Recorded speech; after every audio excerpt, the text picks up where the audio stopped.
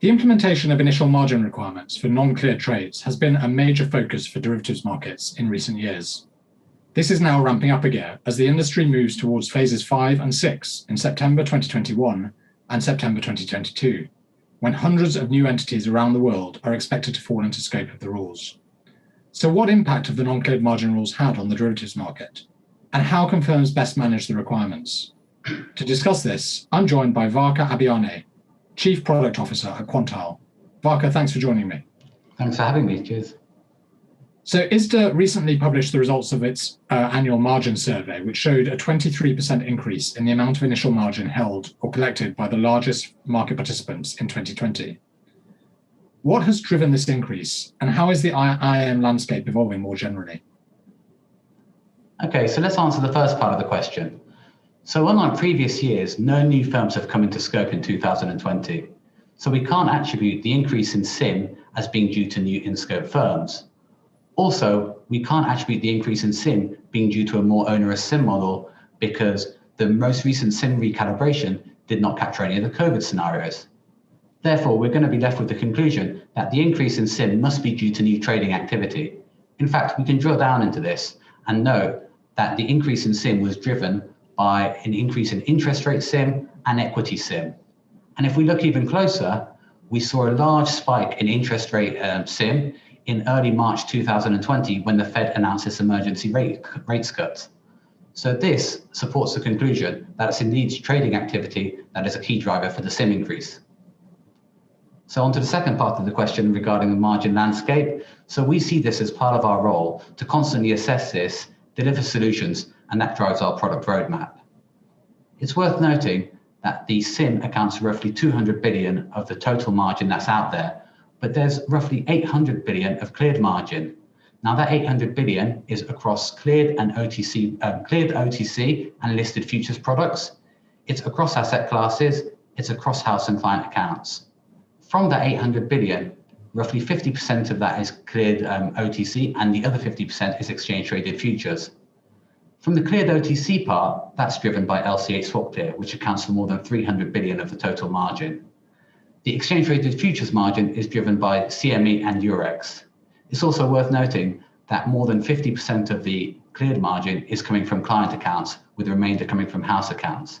So what's the key takeaway here? Well, the key takeaway is, yes, SIM is big, and yes, SIM is growing, but also that SIM is part of a much bigger total margin picture.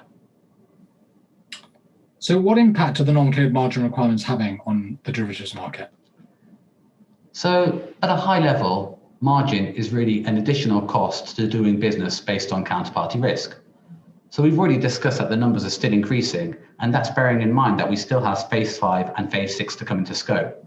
So at some point, the question will be asked, if these costs keep increasing with margin, if the costs associated with margin keep increasing, will there be an impact on pricing and liquidity? Okay, so now moving on to the more practical aspects, there's clearly 3 knock-on effects of the uncleared margin rules for firms coming into scope. The first is operational readiness. Firms need to get comfortable with calculating and posting margin together with any reconciliation process. Impact analysis, that's understanding how the margin impacts each of the business lines and how to allocate the associated costs. And finally, risk management, figuring out how to reduce the margin number. Okay. Another interesting dynamic is also the interaction between sell side and buy side. So buy side have been used to posting margin to the sell side for a long time, and it's simply seen as an additional cost of doing business.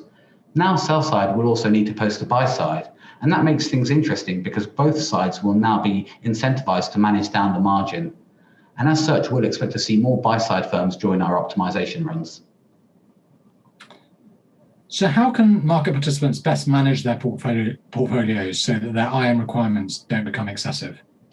Okay, so margin is a function of counterparty risk. So a logical step is for firms to manage down their counterparty risk post-trade. If they try to do this bilaterally, we have the following situation. Let's say Bank A and Bank B have a large risk position. Bank A can call Bank B and they can agree to unwind their risk. However, they need to do this against another party, Bank C. But how does Bank A and Bank B know that this unwind is going to also be beneficial for Bank C, given that neither Bank A or Bank B have a view on bank C's risk. And this is where a trusted third party can really help, and via performing a multilateral process. So how would such a process work? Well, by seeing the risk of the entire network, the trusted third party can run an optimization and propose mutually beneficial trades that reduce the counterparty risk and hence margin of all participants, and do not change the market risk of any participant. In fact, what I've described over here is Quantile's margin optimization service, and we currently run regular cycles in FX, interest rates, and equities, and we reduce the margin by close to $10 billion. So, Varqa, can you finish by telling us how margin optimization works and how it will evolve going forward? Glad you asked this. So, when UMR first started, the focus was on optimizing the bilateral SIM, and that led Quantile to launch its SIM optimization service in 2017. But it's worth noting that SIM accounts for 200 billion out of the 1 trillion total margin that's out there. So what we're now seeing from clients is an increased demand for cleared margin optimization products, noting that we also now optimize FX and interest rate margin as part of our regular optimization runs. So we're going to expect the demand for innovation to continue from clients, in particular, the optimization of exchange traded futures, which accounts for a material portion of the total cleared up margin.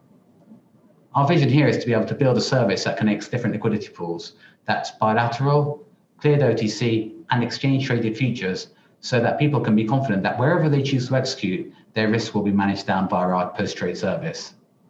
Also, looking forward, as Phase 5 and Phase 6 come into scope, we expect there to be an increased focus on operational efficiency to meet the growing demands for the product.